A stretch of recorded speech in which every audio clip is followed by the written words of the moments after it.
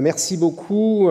Merci d'abord à Marc Fontcave et Jean-Marie Tarascon pour leur invitation à venir participer à cette journée et intervenir devant vous. Alors j'ai la lourde tâche effectivement de conclure, non pas de conclure, mais de vous maintenir attentifs et éveillés après cette longue et riche journée, en abordant la question ô combien centrale des ressources minérales par rapport à la mobilité décarbonée.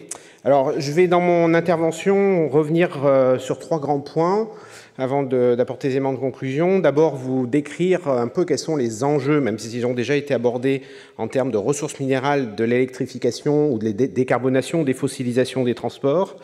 Vous donner quelques éléments, je dirais, évidemment, vue d'avion, mais sur la complexité des filières d'approvisionnement, parce que c'est important d'avoir ça en tête pour bien comprendre les bras de levier qu'on a ou qu'on n'a pas.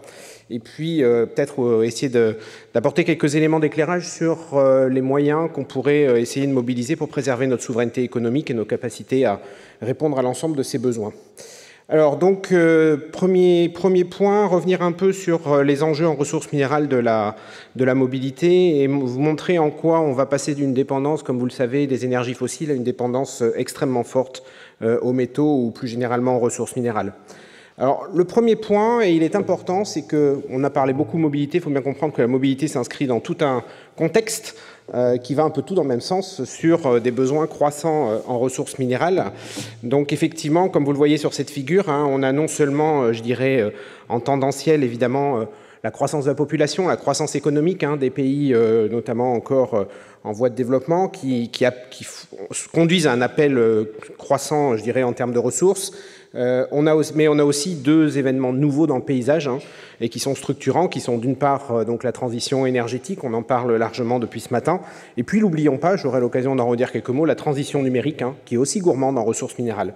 Et donc tout ça fait que, bon an, mal an, on est passé finalement en un siècle et demi d'une civilisation qui reposait sur un certain nombre de ressources minérales, mais on pouvait les compter sur les doigts de nos deux mains, à un monde aujourd'hui où on mobilise les 2/3 du tableau de Mendeleïev, et tout ça n'est évidemment pas sans incidence, d'autant que derrière ça, on développe de plus en plus des matériaux d'usage, des matériaux fonctionnalisés, qui ont des besoins en termes non seulement d'éléments d'ajout, mais aussi de pureté, de spécifications qui sont extrêmement forts.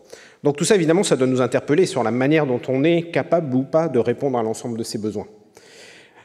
Autre point, donc on va avoir j'ose le terme, une explosion normalement du nombre de véhicules électriques, comme vous le voyez sur cette figure à gauche, qui est tirée du rapport AIE de l'Agence internationale de l'énergie de 2021, où vous voyez qu'on va effectivement... on va être pas loin augmenter de 2 ordres de grandeur le parc de véhicules électriques d'ici 2040, donc ça paraît loin, mais en fait c'est demain matin, en tout cas quand on parle d'investissement industriel. Et donc évidemment répondre à cette... Et on va voir tout de suite ce que ça veut dire en termes de ressources minérales, mais un point tout de suite sur lequel je voulais insister, c'est qu'il faut qu'on prenne l'habitude, sur notamment la question des ressources minérales, de systématiquement et régulièrement dézoomer. C'est-à-dire que la voiture ne sera pas toute seule, on l'a largement dit, il va lui falloir de l'énergie pour fonctionner, d'électricité. Cette électricité elle-même va provenir de moyens de production décarbonés qui sont eux-mêmes extrêmement gourmands en ressources minérales.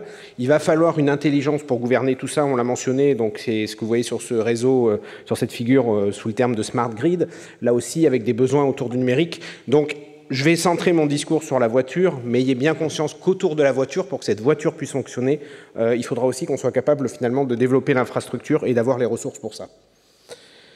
Alors, cette figure a déjà été présentée ce matin, mais j'y reviens un instant pour dire qu'effectivement, quand on regarde, ne serait-ce que brutalement, je dirais, le contenu métallique, le contenu en ressources minérales d'une véhicule électrique par rapport à un véhicule thermique, on a effectivement à peu près un facteur 6 par véhicule, donc c'est tout à fait conséquent en termes de volume. Vous voyez également que, sans rentrer dans le détail parce qu'on va le faire après, mais que les couleurs changent, donc ça veut dire que ce n'est pas forcément exactement les mêmes ressources minérales auxquelles on va faire appel, même si on va en retrouver une qu'on a partout, qui est le cuivre évidemment, qui reste important comme conducteur, mais sur lequel on aura des besoins qui seront néanmoins plus importants. Au passage, n'oubliez pas le bas de la figure, même si ce n'est pas le cœur de mon exposé aujourd'hui. Ces voitures-là n'ont de sens que si elles sont alimentées par une énergie décarbonée. Et à l'exception du nucléaire, les technologies de production décarbonée sont des technologies qui sont aussi extrêmement gourmande en ressources minérales.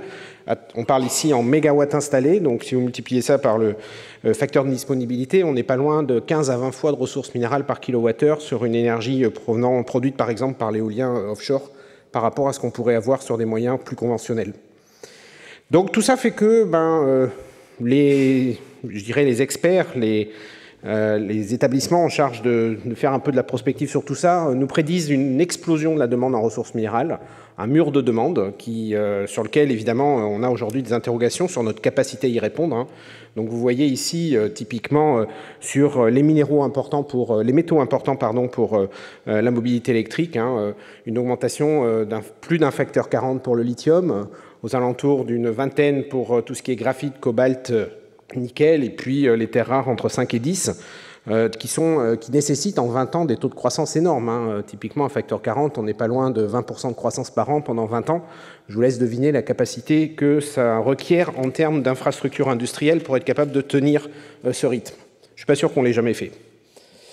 Alors, de quoi on parle concrètement quand on parle de ressources minérales? Rentrons un peu dans le vif du sujet. Donc le premier point important, on en a parlé déjà longuement cette journée, c'est la batterie.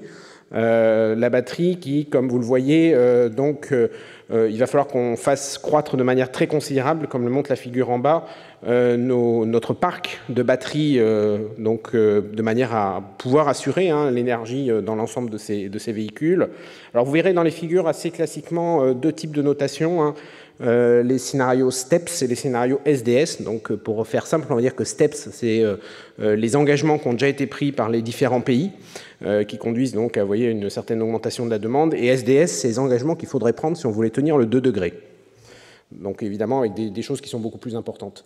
Alors quand on rentre dans la batterie, ça a été présenté ce matin, globalement on a une anode, une cathode et un électrolyte entre les deux, donc un certain nombre d'éléments qui vont être importants, cruciaux. En ce qui concerne, je dirais, les approvisionnements, ceux qui sont les plus critiques, c'est ceux qui apparaissent ici en rouge. Donc on va avoir du côté de la cathode, donc ces fameux matériaux, alors si je me base sur les technologies actuelles, j'en dirai un mot après, mais donc les fameux NMC, donc nickel, manganèse et puis cobalt, avec un électrolyte de lithium, et puis une anode en général en graphite fonctionnalisé, sur lequel, évidemment, il y a le graphite qui est critique, mais il ne faut pas oublier que derrière, souvent, on a un certain nombre d'éléments qui sont certes en faible quantité, mais encore une fois, ce n'est pas parce qu'ils sont en faible quantité qu'ils ne jouent pas un rôle important. Je pense notamment au niobium qui peut fonctionnaliser les surfaces, au silicium, etc. Donc là aussi, attention à ne pas en rester uniquement à la vision, je dirais, macroscopique de ce qui constitue l'essentiel du matériau. Des fois, le diable se niche dans les détails, et c'est des matériaux d'ajout qui vont faire la complexité ou qui vont rendre la chose difficile à pourvoir. Donc aujourd'hui, je le disais à l'instant, on a évidemment différentes technologies d'électrodes, toujours en restant dans les batteries Li-ion. Donc NMC qui est celle aujourd'hui qui, comme vous le voyez sur la figure, est celle qui se développe le plus rapidement, avec, il faut bien savoir, des développements pour essayer de réduire la teneur en cobalt, ça a été mentionné ce matin, mais on a évidemment d'autres technologies alternatives, je pense notamment au LFP, donc lithium fer phosphate, qui évidemment a l'avantage de ne pas faire appel à certaines des ressources critiques qu'on a mentionnées précédemment. Et puis on a vu aussi, et ça a été mentionné ce matin, tout ce qu'on peut faire en dehors ou en s'éloignant du système lithium. Alors je voudrais faire à ce stade deux commentaires. Le premier point, c'est que vous voyez que finalement on a une diversité de technologies possibles, sans forcément aujourd'hui de vision très claire sur qu'est-ce qui fera le marché demain. Alors ça mène à deux problèmes, c'est que si vous voulez investir aujourd'hui pour aller chercher des ressources dans le sous-sol pour répondre au marché, je le dirai tout à l'heure, mais à partir du moment où vous en avez au moins pour 15 ans avant de voir la première production sortir de votre usine, vous avez un vrai problème lié à cette incertitude sur quoi vous devez investir. Est-ce pertinent aujourd'hui d'ouvrir une mine de lithium si demain on fait que des batteries au sodium? Bon, je suis volontairement caricatural parce qu'à cette échéance-là, on n'y croit pas, mais tout ça pour dire qu'un industriel qui veut investir, il a cette question-là. Et puis on a un deuxième problème, c'est le problème d'effet cliquet. C'est-à-dire quand vous avez investi sur une gigafactory, mis quelques milliards sur la table avec une certaine technologie, vous pouvez jouer à la marge en changeant les matériaux de cathode, mais vous ne pourrez pas changer fondamentalement et drastiquement la technologie. Donc il faut avoir ça en tête parce que ça va aussi, je dirais, donner une certaine rigidité sur le marché par rapport à ce qui peut se faire en termes de développement. Alors en termes de ressources minérales, vous voyez que finalement, vous voyez une figure ici qui vous présente un peu les différents besoins en fonction des technologies aujourd'hui de cathode, principalement pour les batteries au lithium. Et donc vous voyez qu'on est quand même toujours grosso modo dans le même ordre de grandeur, c'est-à-dire aux alentours de 150 kg pour uniquement la partie batterie. Et vous voyez qu'effectivement, il y a des tentatives aujourd'hui pour réduire fortement donc les besoins en cobalt, mais que globalement, sinon, on va compenser ces besoins par du nickel et on reste sur les mêmes éléments. Donc, pour faire simple, lithium, nickel, cobalt et graphite sont aujourd'hui un peu le cœur du débat, évidemment, sur cette question des matériaux d'électrode. Alors, vous le savez, il y a eu une forte mobilisation, ça a été présenté ce matin, pour construire des gigafactories, essayer de relocaliser sur les territoires européens la production de ces matériaux d'électrode, mais avec deux problèmes derrière ça. D'abord, un récent qui est que le coût de l'énergie aujourd'hui commence à faire capoter un certain nombre de projets. Vous avez sûrement lu ça dans la presse. Un certain nombre des projets que vous avez sous les yeux ici envisagent de se relocaliser aux États-Unis, vu le prix du kilowattheure. Et puis, deuxièmement, un problème d'approvisionnement et de ressources. Parce que quand on regarde aujourd'hui les chaînes de valeur, donc c'est ce que vous avez sur la droite, donc ce que vous voyez, c'est 4 étapes un peu évidemment schématiques. L'approvisionnement de la matière première, l'approvisionnement, deuxième étape, des matériaux purifiés, mis en forme, la fabrication des composants et la fabrication des cellules de batterie. Et vous voyez que quand vous regardez en bas, vous avez le pourcentage de production ou d'importation pour l'Europe des différentes sur chacune des étapes. Alors, deux commentaires. Le premier, c'est que vous voyez que la seule étape où on est, enfin que l'étape où on est le plus autonome, c'est sur la fabrication des cellules, mais on n'atteint même pas les 10% à l'échelle européenne. Sur le reste, on est largement plus faible. Au passage, vous voyez que sur les matières premières, on est inférieur à 1%. Et puis, vous voyez que l'éléphant au milieu de magasin de porcelaine se voit clairement, en rouge. Donc, la Chine domine largement ce marché-là. Et ce n'est pas un effet de sa géologie, c'est une volonté politique construite de long terme, déployée, avec l'ambition de faire exactement la même chose, d'ailleurs, sur les autres technologies dont on parlera après. Alors, deuxième point important, les moteurs. Donc là, les moteurs... sur les technologies actuelles, là aussi, il y a des évolutions à venir qui permettraient peut-être de réduire les besoins en ressources, mais l'essentiel du besoin, ça va être la nécessité d'avoir des aimants permanents de grande puissance et donc d'avoir des alliages néodyme-fer-bore avec de ce fait des besoins en terres rares et en bore qui sont importants, et en particulier en terres rares lourdes, qui est un sujet bien particulier. Vous savez que les terres rares sont ces 17 éléments très proches chimiquement, compliqués à séparer et sur lequel finalement aujourd'hui la Chine est la seule à avoir conservé ce savoir-faire. Donc avec des besoins là aussi qui sont en croissance, comme vous voyez sur la figure à gauche, globalement sur l'ensemble des matières pour être capable de répondre à l'explosion évidemment du parc de véhicules électriques. Mais vous voyez néanmoins une stabilisation sur les besoins en terres rares, c'est la figure de droite, mais enfin pas avant l'échéance 2040, liée au fait qu'on anticipe une capacité à sortir du modèle d'aimant permanent aux terres rares d'ici quelques dizaines d'années. Alors en termes de dépendance, là aussi on va retrouver une figure, je dirais, assez classique malheureusement sur l'ensemble de ces chaînes de valeur. C'est-à-dire que, évidemment, fabriquer des aimants de terres rares suppose d'abord d'avoir des terres rares. Alors comme le nom ne l'indique pas, les terres rares ne sont pas si rares que ça. En fait, il y en a dans pas mal d'endroits. Par contre, elles sont souvent, ou elles sont quasi tout le temps, extrêmement diluées. Et donc, aller les récupérer dans le sous-sol est une opération qui est extrêmement coûteuse d'un point de vue énergétique et surtout d'un point de vue environnemental. Et tout ça fait qu'on a préféré, dans les années 80, laisser partir l'usine de La Rochelle, qui représentait 60% du marché mondial, qui a été se relocaliser en Chine. Et aujourd'hui, la Chine, c'est 98% du marché des terres rares, basé au départ sur une technologie européenne et française qu'on leur a gentiment transférée. Et donc aujourd'hui, il y a des grands gisements de terres rares en Mongolie. Vous en avez une photo aérienne à gauche qui se passe de commentaires. Zone extrêmement polluée. Alors on pourrait dire que du coup, ils vont avoir un problème. Il faut bien avoir en tête que la Chine a pris clairement conscience de cet enjeu environnemental et investit aujourd'hui énormément pour développer des procédés propres. Je n'ai nul doute sur le fait qu'ils arriveront à sortir des choses beaucoup plus performantes vu les investissements qu'ils font sur ce sujet-là. Donc tout ça fait qu'aujourd'hui, en gros, il n'existe quasiment pas de fabricants de terres rares, de fabricants d'aimants permanents hormis la Chine. Donc l'essentiel des pièces qu'on va trouver dans nos véhicules électriques, encore pour un certain temps, sont chinois. Et donc vous avez sur le schéma en bas à droite, vous voyez la part de la Chine sur chacune des étapes de la chaîne de valeur. Hein. Et donc vous voyez que par rapport à là où ils étaient il y a quelques décennies, où c'était avant tout un pays manuel qui sortait la ressource du sous-sol, aujourd'hui ils se sont décalés, ils se sont positionnés là où il y a le plus de valeur ajoutée. Aujourd'hui, ce qu'ils maîtrisent avant tout, c'est le raffinage et la fabrication des aimants, là où il y a la valeur ajoutée et où ils maîtrisent intégralement la chaîne de valeur. Alors, petit mot au passage quand même sur la partie hydrogène. Donc là aussi, on a eu des explications ce matin sur, donc je ne vais pas y revenir, hein, sur les technologies qui sont derrière donc les piles à combustible ou l'électrolyse quand on fonctionne dans l'autre sens. Donc ce qu'on va retrouver principalement en termes de métaux critiques, hein, ça va être évidemment tout le groupe des platinoïdes, hein, donc palladium, platine. On va retrouver évidemment aussi tout ce qui est graphite. Et puis également d'autres éléments comme le cobalt, hein, tout ça servant dans les membranes, hein, qui sont utilisées évidemment au sein de ces piles à combustible. Alors ce qu'il faut savoir, c'est que aujourd'hui, évidemment tout ça, ça représente des besoins importants. Avec des quantités de matière par kilowattheure ou par gigawattheure, comme vous voulez, qui varient fortement selon le type de technologies qui sont déployées, à la fois au niveau de la pile à combustible, mais aussi, il ne faut pas l'oublier, au niveau de l'électrolyseur ou de la production d'hydrogène en amont, d'où évidemment une certaine complexité, hein, à je dirais, se projeter et prédire correctement un peu les besoins.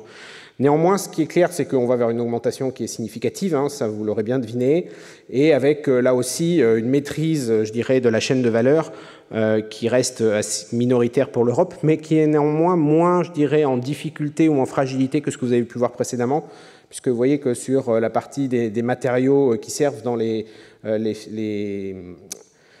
cellules à combustible et donc au niveau des composants, hein, on a une maîtrise quand même qui est entre 20 et 40%, donc nettement meilleure que précédemment sur la partie véhicule électrique. Et puis surtout, vous voyez que la Chine n'est pas encore présente. Alors je dis n'est pas encore présent parce que, pour la petite histoire, ayant travaillé pendant 2 ans et demi à l'ambassade de France à Pékin, j'ai eu l'occasion, sur ces sujets-là, de constater l'importance des investissements qu'ils faisaient dans ce domaine, et j'ai nul doute que, de toute façon, ils ne s'en cachent pas, hein, leur stratégie est vraiment de réussir à prendre le leadership aussi sur ces chaînes de valeur. Donc pour le moment, ils n'en sont pas là, on verra bien s'ils y arrivent ou si on arrive à, tirer notre épingle du jeu. Ce qu'il faut savoir, c'est qu'en tous les cas, donc, on a une forte croissance évidemment des besoins en termes d'électrolyseurs et de piles à combustible, hein, mais qui, là aussi, les avis sont contrastés, je dirais, entre les experts, ne conduira pas forcément à une explosion des besoins en ressources en platine. En ce sens qu'aujourd'hui, le platine, il est déjà utilisé dans les pots catalytiques, en particulier des moteurs diesel, et que certains modèles disent que finalement, avec tout ce qui est fait en termes d'économie d'atomes sur la partie fuel cell, on pourrait réussir à stabiliser à peu près nos besoins en platine. Mais encore une fois, tout ça, c'est aussi un pari quelque part sur les innovations technologiques. Et donc, ça demande à être conforté, à l'avenir. Quoi qu'il en soit, ça fait des besoins qui restent significatifs dans un contexte où, ne l'oublions pas, la moitié du marché mondial des platinoïdes est dans la main des Russes, avec toutes les difficultés que ça pose à l'heure actuelle, comme vous pouvez le deviner. Alors, tout ça, ça nous amène à un paysage qui est le suivant, c'est-à-dire que là, vous retrouvez un tableau de Mendeleïev, évidemment. Tous les éléments que vous voyez sur fond bleu, c'est les éléments dont on a besoin pour la transition énergétique. Ceux sur fond jaune, c'est ceux qu'on a besoin pour la transition numérique. Vous noterez que pour les 2/3 d'entre eux, ils servent pour les deux, donc c'est déjà un point important. On a une convergence, finalement, de besoins, d'intérêts entre ces deux transitions qu'on essaie de conduire de manière simultanée. Et évidemment, quand on y rajoute là-dessus les éléments dont on a besoin pour la mobilité électrique, hein, qui viennent d'apparaître entourés en vert, ben vous voyez qu'on va évidemment taper pour une bonne part d'entre eux sur des éléments qui sont déjà fortement mobilisés sur ces deux transitions. Alors, un point que je n'ai pas précisé, ceux que vous voyez apparaître entourés en orange, les éléments stratégiques, hein, sont des éléments qui sont vraiment, je vais renlever mes ronds verts, indispensables pour, permettre à nos industries de fonctionner. Et ceux qui sont sur fond rouge, c'est ce qu'on appelle des éléments critiques, c'est-à-dire sur lesquels on a des forts risques de rupture d'approvisionnement à court terme, et sur lesquels, évidemment, ces ruptures d'approvisionnement conduiraient à des arrêts, quelque part, de nos filières industrielles. On l'a vécu, ces derniers mois, en particulier avec la crise en Ukraine et avec la nécessité de retrouver des chaînes d'approvisionnement en urgence.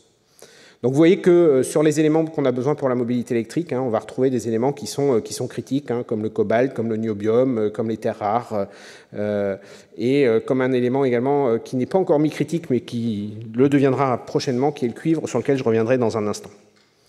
Donc voilà un peu, je dirais, le panorama au sens de la diversité, de la multiplicité des besoins. Alors qu'en est-il maintenant sur les filières d'approvisionnement? Qu'est-ce qu'on peut en dire? Alors le premier point, c'est que, et c'est un point majeur, on a des ressources dans le sous-sol qui sont importantes pour une bonne part de ces éléments. Ce n'est pas le cas de tous, mais c'est quand même le cas de la majorité.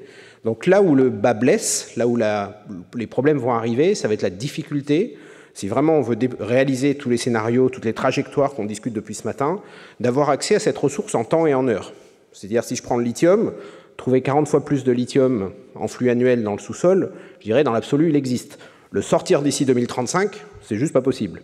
Donc c'est bien une question aujourd'hui, quelque part, de trajectoire, de flux qu'on a à gérer, plus qu'une question de stock, pour une bonne part de ces éléments. Et le premier élément sur lequel on va sans doute se prendre la porte, entre guillemets, c'est le cuivre. Donc vous avez ici des documents qui sont tout à fait publics, hein, c'est le rapport de l'AIE, de l'Agence internationale de l'énergie de l'an dernier, où vous voyez que, donc si je prends la figure de gauche, les deux courbes rouge et orange qui montent doucement, c'est l'évolution de la demande en cuivre, et les deux surfaces dessous, c'est la capacité de production de cuivre. Donc vous voyez très clairement que dans la deuxième partie de cette décennie, aujourd'hui, l'Agence internationale de l'énergie nous dit on ne va pas produire assez de cuivre pour répondre à la demande. Et pourtant, le cuivre est tout ce qu'il y a de plus, je dirais, banal, et c'est sans doute un des premiers métaux que l'homme a exploité. Le delta, là, que vous voyez, est loin d'être anodin. Il faudrait ouvrir l'équivalent de 80 mines, telles que les plus grandes mines aujourd'hui qu'on peut avoir au Pérou, pour répondre à ce différentiel. Sachant qu'il faut 15 ans pour ouvrir une mine, vous voyez tout de suite que ce n'est pas quelque chose qu'on va pouvoir résoudre dans les mois qui viennent ou dans les années qui viennent. C'est plutôt un problème avec lequel il va falloir qu'on apprenne à vivre. Deuxième point, c'est que investir dans les mines, vous l'avez compris, c'est un investissement très capitalistique, c'est un investissement de long terme, et il se fait fondamentalement en fonction de la confiance que vous avez dans votre capacité à rentrer à rentabiliser votre investissement, donc à rentrer dans vos frais. Et donc fortement, dans ce cas-là, évidemment, la volatilité des prix est un sujet qui peut être problématique. Hein. Vous avez ici à nouveau pour le cuivre, hein, l'évolution des prix. Vous voyez que ça joue pas mal au yo-yo. Alors ça a deux conséquences, hein, c'est qu'effectivement, si vous êtes investisseur, vous hésitez potentiellement à y aller. Deuxième conséquence, c'est que quand on dit j'ai tant de réserves de cuivre, c'est que j'ai tant de réserves que je suis capable d'aller sortir dans des conditions économiquement rentables. Si le prix du cuivre il change tous les jours, la quantité que vous pouvez sortir de manière rentable change. Donc ça pose évidemment tout ça un problème parfois d'incompréhension parce qu'on a des réserves qui passent leur temps à monter ou à descendre en fonction du cours de la matière. Et puis, troisième point, j'en profite pour mentionner que vous voyez bien que tant que tout ce qui est extraction minière, mine, n'est pas dans la taxonomie des activités, je dirais, environnementalement positives, on va avoir un petit souci pour mobiliser des investisseurs sur ces sujets. Deuxième point important, c'est qu'on parle toujours mine, objet final, la voiture. Il faut bien avoir conscience qu'entre la mine et la voiture, on va avoir plein d'étapes de transformation. Ça peut être plusieurs dizaines. Souvent, avec les jeux de la mondialisation, elles se sont réparties dans les pays où il était le plus pertinent de les mener. Donc, ça veut dire que votre matière, elle va faire un peu le tour du monde avant d'arriver dans votre voiture. Vous avez ici typiquement un diagramme qui présente un peu la manière dont le lithium se distribue. Vous partez de la ressource qu'on sort du sous-sol à gauche, donc soit sous forme de roche dure ou sous forme de saumure, et qu'on va progressivement purifier, mettre sous la bonne forme chimique et transformer en batterie, hein, sachant que vous voyez que la partie batterie, c'est uniquement la petite flèche rose en haut à droite, hein, donc vous voyez que c'est un tout petit flux par rapport à ce que vous avez dû sortir du sous-sol. Mais si vous voulez maîtriser votre approvisionnement, il faut que vous maîtrisiez cette figure, il faut que vous maîtrisiez chacune des étapes. Ça ne sert à rien de maîtriser la mine au départ et l'étape finale. Donc vous voyez que c'est quelque chose qui est extrêmement important et qui conduit, comme je le disais à l'instant, à potentiellement avoir des schémas qui sont effectivement extrêmement complexes. Vous avez un petit schéma en bas, je suis désolé, ça s'est caché derrière la légende à gauche, mais vous voyez que dans certains véhicules qu'on peut acheter en Europe aujourd'hui, le lithium que vous avez dans la batterie, il a déjà fait 50 000 km. Parce que il a fait 3 fois le tour du monde hein, pour aller d'étape en étape pour se faire purifier, transformer, fabriquer, etc.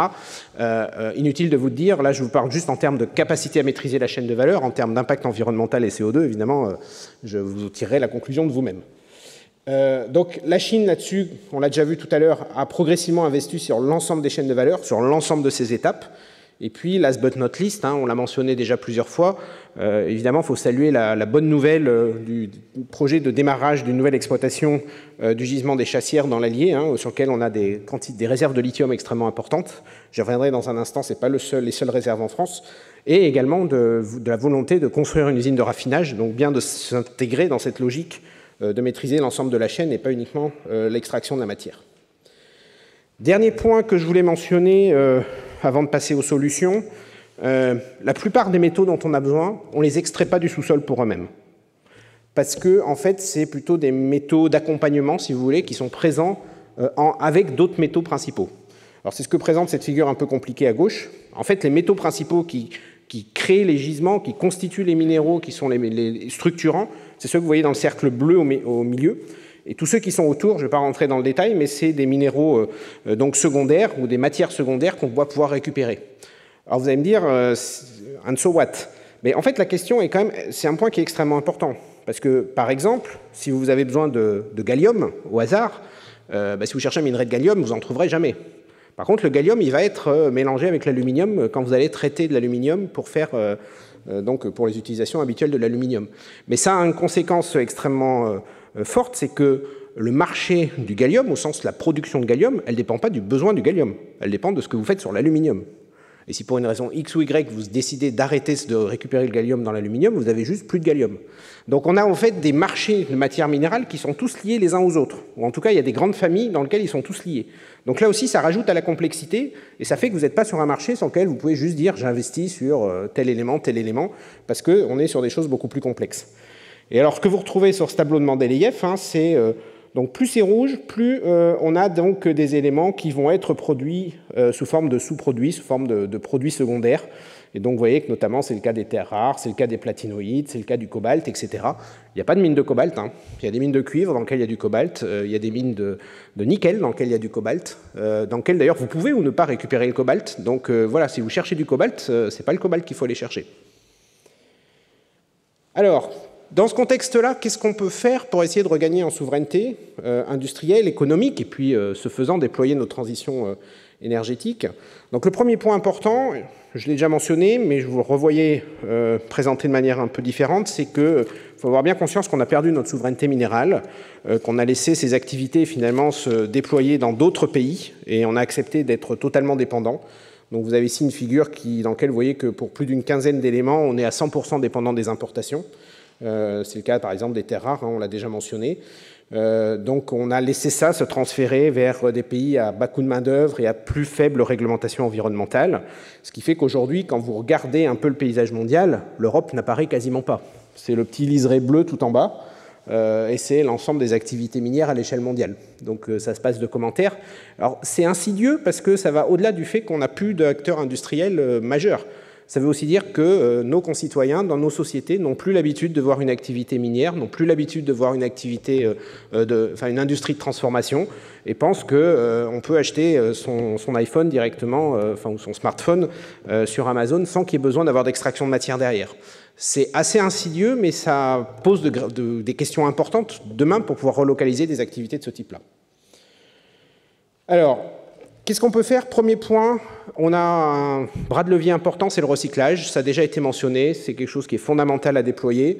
Parce que pour le coup, ça peut se relocaliser dans nos territoires. Ça permet de réapprendre le savoir-faire, de redévelopper les compétences, de se réhabituer aussi à ce type d'activité, en ayant quand même en tête qu'on ne couvrira jamais l'intégralité de nos besoins par le recyclage, parce qu'il y a des limitations physiques que je pense que vous connaissez, vous avez deviné, mais derrière ça, aussi parce que ce qu'on recycle, c'est ce qu'on a produit il y a 10, 15 ou 20 ans, à une époque où il y avait moins de matière dans les objets qu'on recycle que ce dont on a besoin aujourd'hui. Donc, comme vous voyez sur cette figure, quand vous recyclez, par exemple, en 2060, là, si je prends le point 4, vous avez recyclé en fait des produits qui ont été fabriqués en 2040 avec un contenu matière plus faible. Et donc, de toute façon, ça ne répondra jamais aux besoins.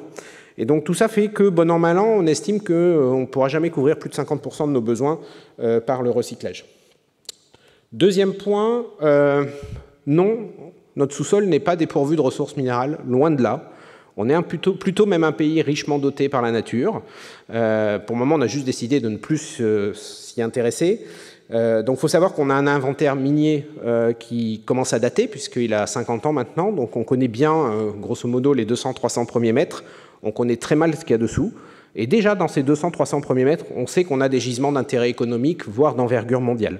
Donc quelque part, il ne tient qu'à nous, je dirais, de se ressaisir de cette question et de réenvisager l'ouverture de mines, comme on a pu le faire récemment avec le lithium sur Imerys.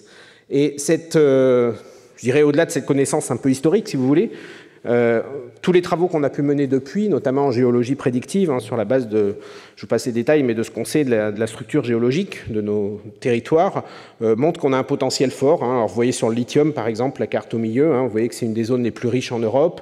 On va le retrouver sur les platinoïdes dans le massif armoricain, sur le tungstène où on a des gisements d'envergure mondiale, sur l'antimoine, etc. Je ne vais pas vous faire la liste, mais en fait, on a encore un potentiel minier qui est loin d'être anecdotique. Et pourtant, encore une fois, on ne connaît que les 300 premiers mètres, sachant qu'on sait exploiter au moins 1500 mètres. Donc il y a un vrai potentiel, et évidemment, vous le devinez, un vrai débat, parce que on ne rouvrira pas comme ça facilement, je dirais, des activités minières aujourd'hui dans nos territoires. Donc, ouvrir de nouvelles mines, c'est un défi complexe. D'abord parce que c'est long. Vous voyez que sur cette figure, la moyenne à l'échelle mondiale sur la dernière décennie, c'est 17 ans pour réouvrir une mine. Et je dis bien la moyenne à l'échelle mondiale, incluant les pays qui ont des réglementations plus légères que le nôtre. Il y a peu de chances qu'on fasse mieux que cette moyenne mondiale, faut être clair. Deuxièmement, évidemment, si on développe des mines, il va falloir qu'on les développe avec un impact environnemental qui est le plus faible possible. Ce qui suppose des études et à la fois d'évaluation, mais aussi d'optimisation des procédés, en fonction du type de la roche, en fonction du site, etc. Vous voyez qu'ici, pour un gisement le contenu carbone d'un lithium, il varie fortement en fonction finalement du procédé qui est derrière.